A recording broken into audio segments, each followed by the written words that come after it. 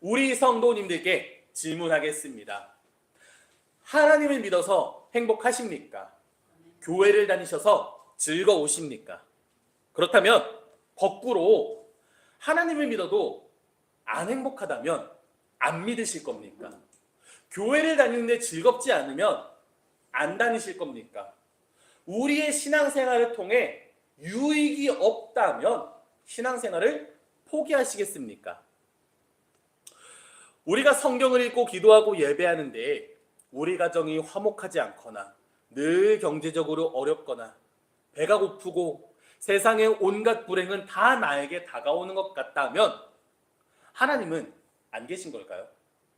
기독교는 가짜일까요? 아마 이렇게 물으시면 이런 대답을 할 것 같습니다.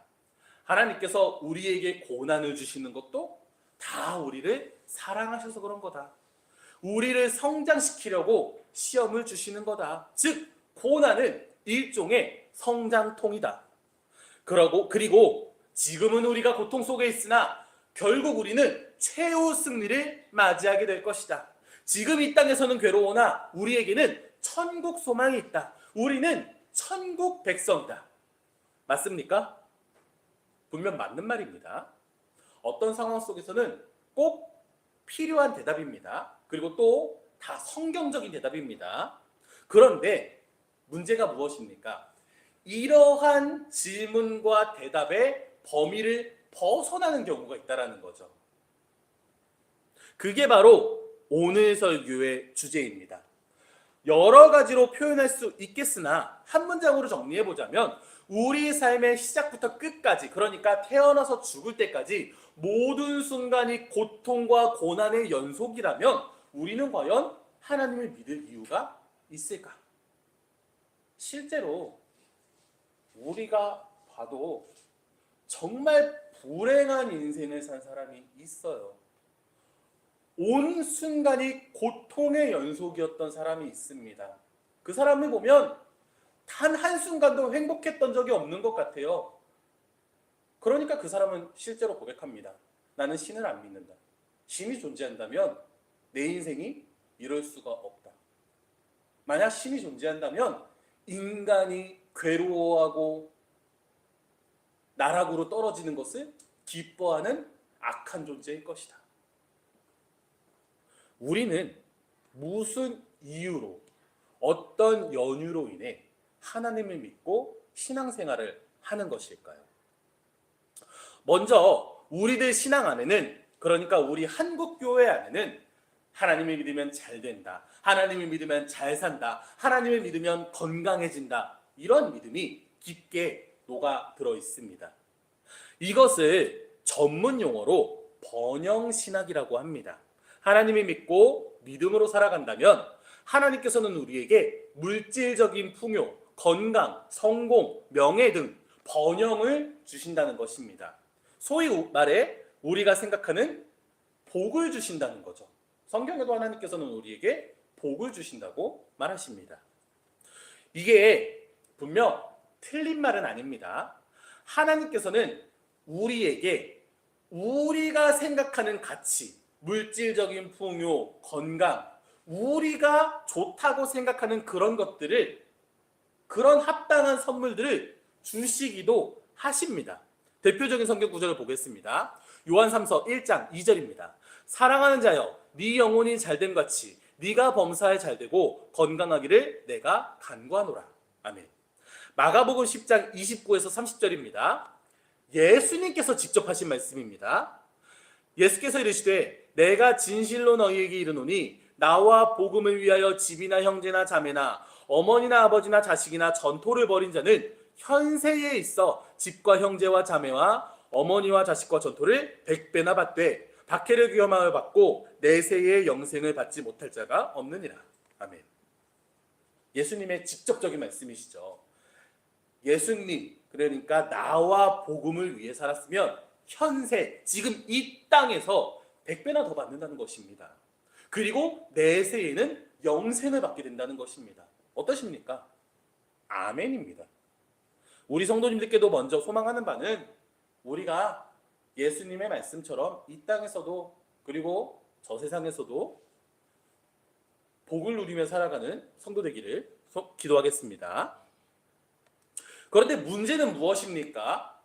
하나님을 믿는데도, 하나님의 말씀대로 사는데도 평생을 가난하게 사는 사람이 있고요, 평생을 지병을 가지고 사는 사람이 있고요, 소위 우리가 말하는 온갖 불행한 일은 다 당하며 사는 사람이 있다는 것입니다.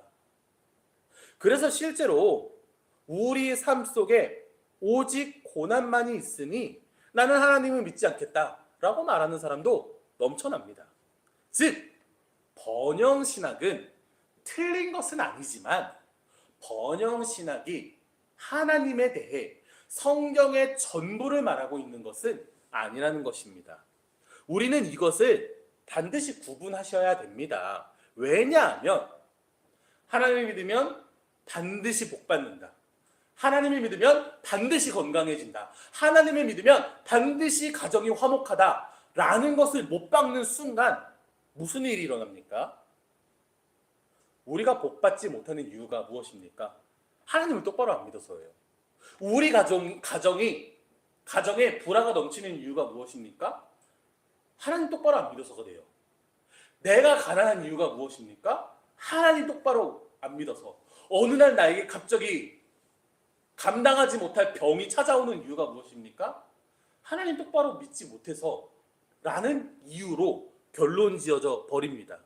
이러면 단순히 나에게 온갖 어려움이 찾아올 뿐더러 나 스스로가 나는 지금까지 똑바로 생활을 하지 못했구나 라는 자기 비관에 빠져버릴 뿐입니다. 그런데 성경을 보면 그렇지 않습니다. 평생을 하나님께 충성하고 평생을 하나님을 온전히 섬기고 하나님의 계명대로 살려고 발버둥을 쳤는데도 불구하고 삶의 모든 순간이 오직 고통 속에서 끝나는 사람들이 있었기 때문입니다. 이번에는 가볍게 성경 속 인물들의 고난 속에서 살아간 일대기를 잠깐 이야기해 보겠습니다. 첫 번째는 대표적인 인물로 예레미야가 있습니다. 예레미야는 성경에 보면 하나님께서 예레미야가 태어나기 전부터 알고 있었고 성별했고 선지자로 세웠다고 말씀하십니다. 예레미야는 그런 존재였어요. 태어나기 전부터 하나님께서 미리 준비한 존재였습니다. 그리고 그런 예레미야는 어떤 일을 감당했습니까? 하나님의 선지자, 하나님의 말씀을 대언하는 일을 감당했습니다. 1대1로 매칭할 수 없겠으나 오늘날로 말씀드리자면 하나님의 일을 전업으로 하는 그런 어떤 성직자라고 표현할 수 있을까요? 그리고 실제로 예레미야는 하나님의 말씀을 선포했습니다. 그런데 어떤 하나님의 말씀을 선포했습니까? 이스라엘이 죄를 지었다. 그래서 우리나라는 망할 것이다. 바벨론 왕을 70년 동안 섬기게 될 것이다. 이런 이야기들을 전하게 됩니다. 그리고 이를 들은 이스라엘 백성들의 반응은 어떻습니까? 예레미야를 죽이려고 합니다. 예레미야 26장 8절입니다. 예레미야가 여호와께서 명령하신 말씀을 모든 백성에게 전하기를 마침에 제사장들과 선지자들과 모든 백성이 그를 붙잡고 이르되 네가 반드시 죽어야 하리라. 아멘. 예레미야가 하나님으로부터 예비받고 하나님의 뜻대로 살아서 얻은 결과는 살해 협박이었습니다. 실제로 그 이후에 예레미야는 매맞고 감옥에 갇히게 됩니다. 또 사람들에게 조롱당하고 예레미야가 고백하기를 치욕과 모욕거리가 되었다고 합니다. 그래서 예레미야는 하나님께 나 하나님의 말씀을 대언하는 걸 포기하고 싶습니다 라고까지 호소를 하고 또 자신이 태어난 날, 즉 생일을 저주하기까지 합니다. 차라리 이럴 바에는 안 태어났더라면 좋았을 것. 우리가 이런 예레미야와 같은 삶을 산다고 해도 우리는 여전히 하나님을 사랑하고 하나님의 말씀대로 살아가고자 하실 수 있으시겠습니까? 우리는 정말 나의 인생이 처음부터 끝까지 우리가 생각하는 고난의 연속, 고통 속에서 사는 삶이라도 오직 하나님을 붙들고 살 수 있겠습니까? 우리가 하나님을 믿는 이유는 번영하기 위해서, 복받기 위해서, 은혜 받기 위해서, 사랑받기 위해서, 건강하기 위해서, 가정의 화목을 누리기 위해서, 경제적 풍족을 누리기 위해서가 정말 아니십니까? 성경에서 예레미야의 최후에 대해서는 기록하고 있지 않습니다.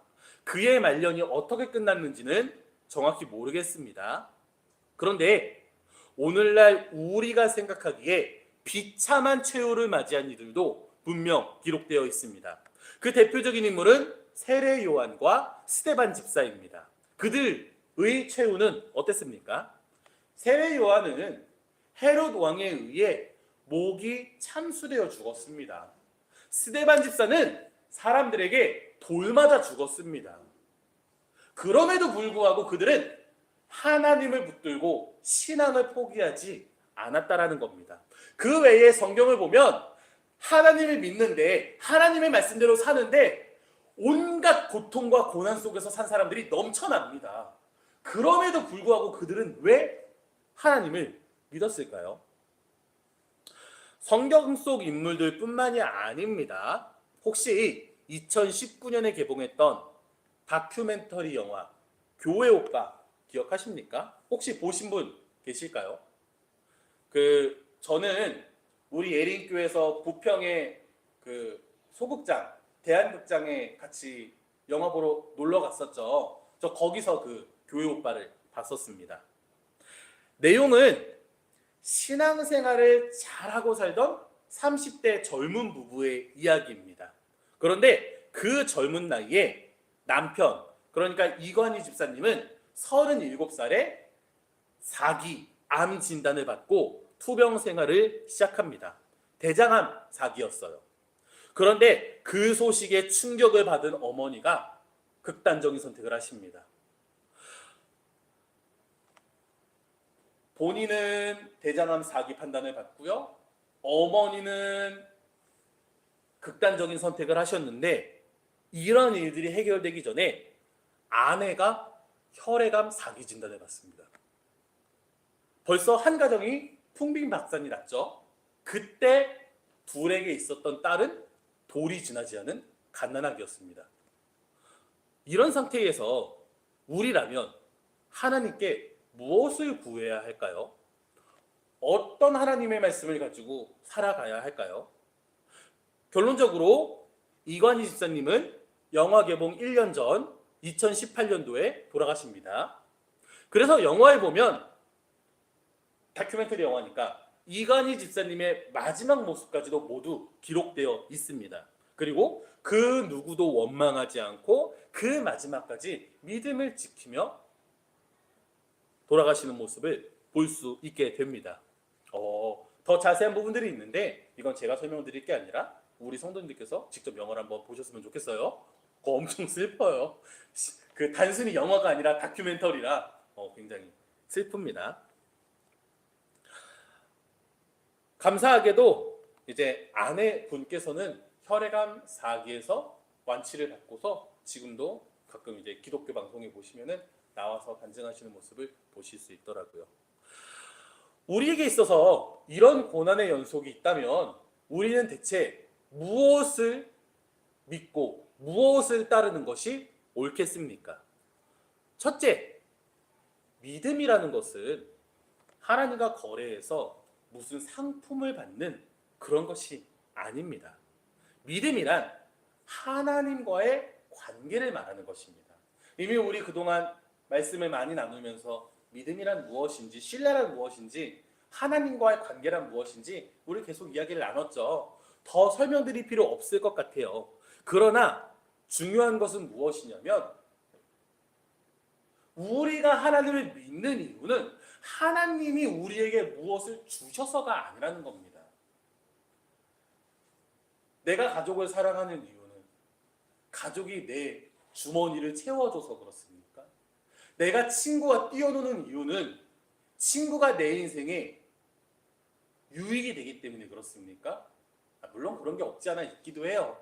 그런데 정말 순수한 마음으로 오직 그 사람이기에 사랑하는 것입니다.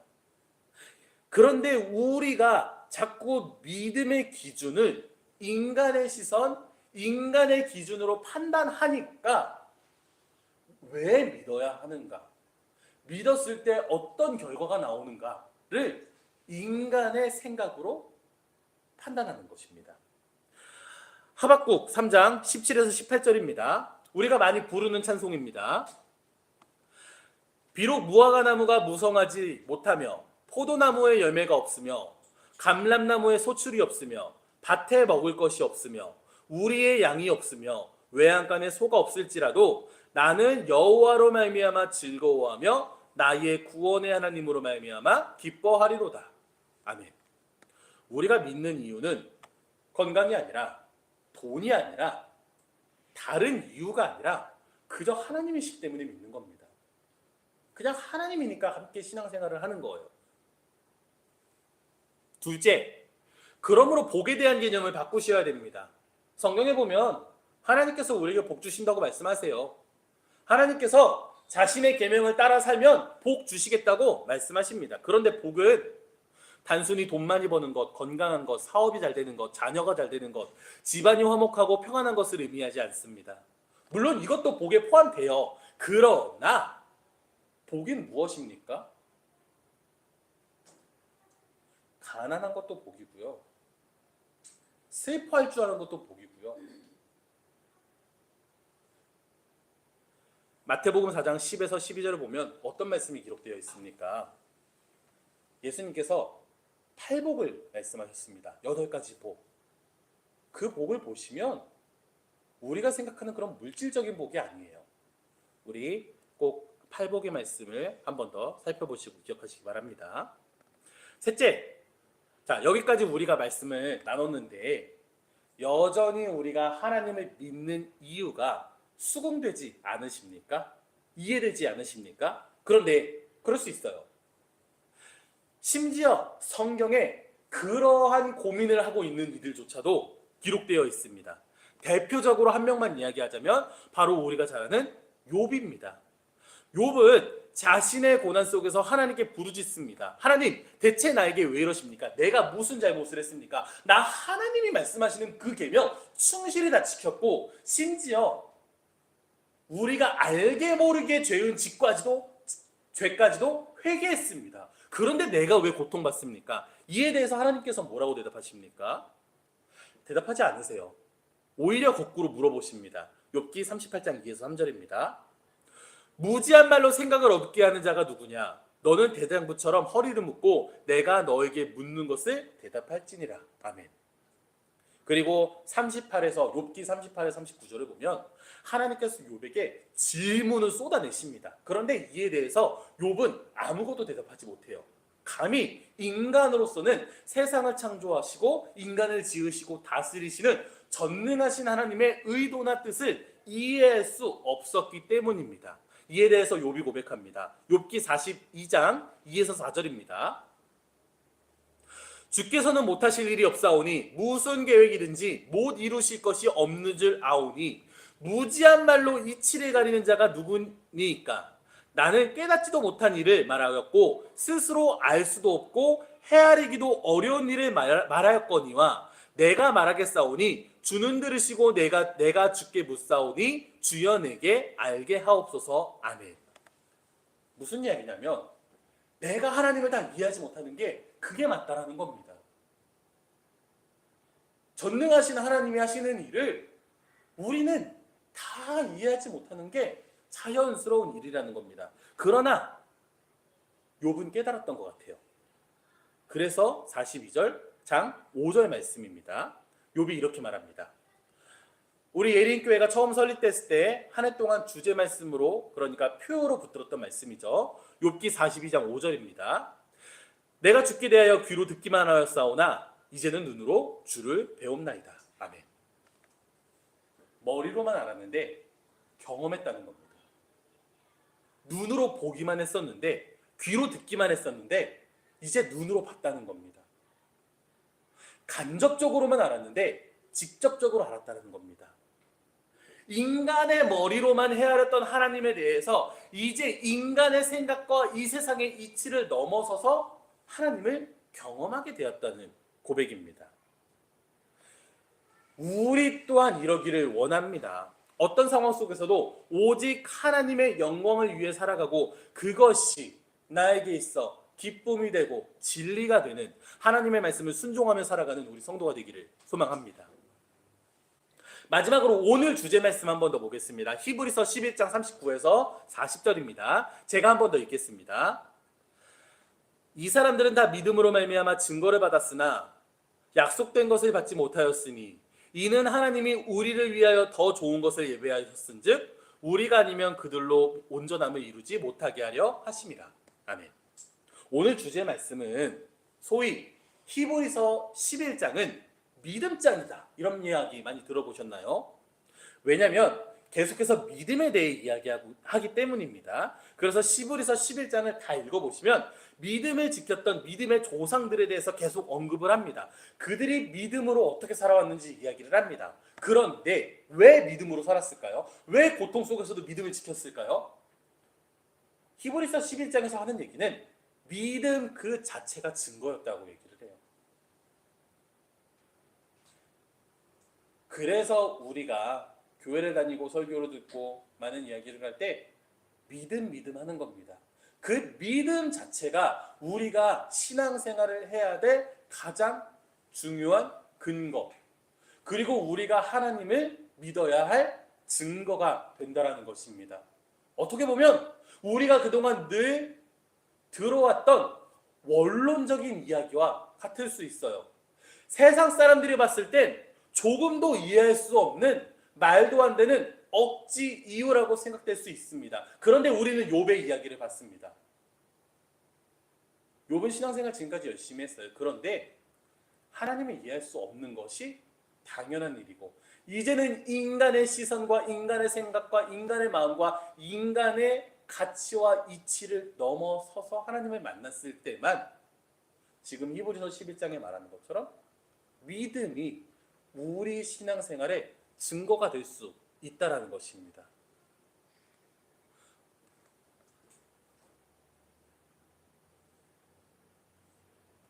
그런데 오늘 우리 주제 말씀을 읽어보면 이렇게 말합니다. 이 믿음의 선진들은 믿음으로 말미암아 증거를 받았으나 약속된 것을 받지 못했다. 왜냐하면 아직 하나님께서 정하신 때가 오지 않았기 때문입니다. 쉽게 말해서 그들은 예수 그리스도를 만나지 못했어요. 그러나 그럼에도 불구하고 그들은 믿음이라는 증거로 궁핍과 환난과 학대를 받았으나 이겨내었다라는 겁니다. 그런데 우리는 어떻습니까? 정말 감사하게도 예수님께서 이미 오신 후에 태어난 사람들입니다.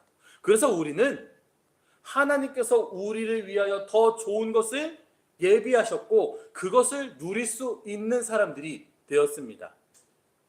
그런데 제가 지금까지 고난 속에서 생을 고통 속에서 마지막까지 헤매던 그런 이야기들을 했는데 갑자기 결론이 우리는 더 좋은 것을 누리면 된다라고 말했는데 이게 맞을까요? 아니에요.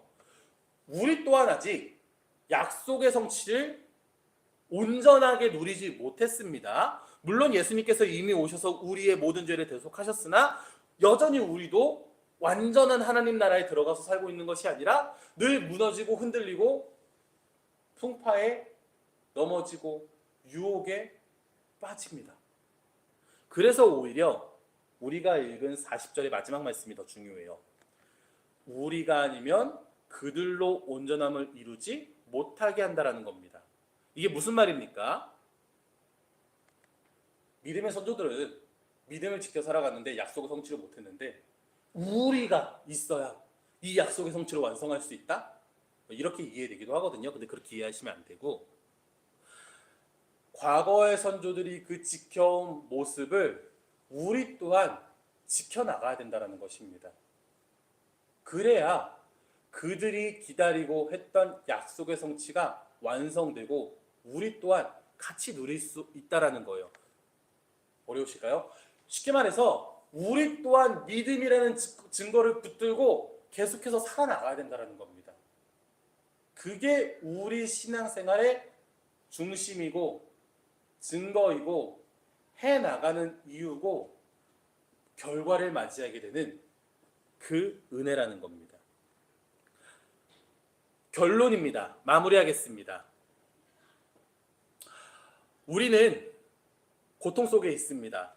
마지막 순간까지 고난 속에서 생을 마감하게 될지도 몰라요. 그럼에도 불구하고 우리가 오직 하나님을 믿고 신뢰하고 살아가는 신앙생활하는 이유가 무엇입니까? 믿음입니다. 그 믿음이 증거이기 때문입니다. 세상 사람들은 이해하지 못할 우리의 근거가 됩니다. 믿음의 선조들은 그렇게 지켜왔고요. 우리 또한 그렇게 지킬 때에 온전한 약속의 성취를 이루게 된다는 것입니다. 그렇다면 약속의 성취가 무엇이냐라는 말도 정말 할 말이 많은데 그거 다음 시간에 함께 하도록 하겠습니다. 언제나 믿음으로 살아가는 성도가 되기를 진심으로 기도하겠습니다. 기도하겠습니다.